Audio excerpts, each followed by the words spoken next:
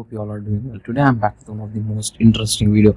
In this video tutorial guys, I'm going to show you how to fix the cannot create folder error when using USB OTG or USB pen drive on your Android video. This error usually appears when your USB drive is locked, write protected or formatted in a way your phone cannot modify. Okay, let's fix it step by step. If your USB drive contain folder like support source or Windows setup file, it means, as you can see guys, in my USB pen drive this all kind of folder is showing. It means the drive is a bootable Windows USB. Android cannot create folder or write files on most bootable USB drive. Okay, to fix this issue you need to reformat the USB drive into a normal data drive. Android phone cannot create folder on USB drive formatted as NTFS. They can read NTFS but not write to it. To fix this, connect your USB drive to your PC.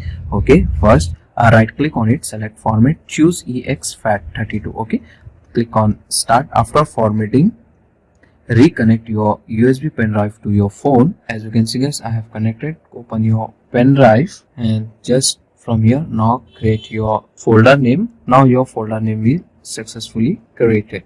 Okay, as you can see guys, so this is the only method to fix this problem. Sometime Android block writing to USB because permission was denied accidentally.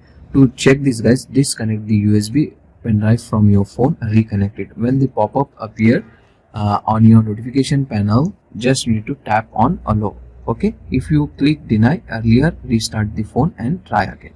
Also you can try the different file manager. I suggest you to use your default file manager. So I am using Samsung phone. I will use my default file manager of Samsung phone, and now create a new folder from your file explorer. Now it will 100% fix your problem. And make sure your OTG connection is turned on. To check this guys, open the phone settings and here you need to search OTG connection. If the OTG connection was disabled, you need to turn it on. Now it will fix your problem.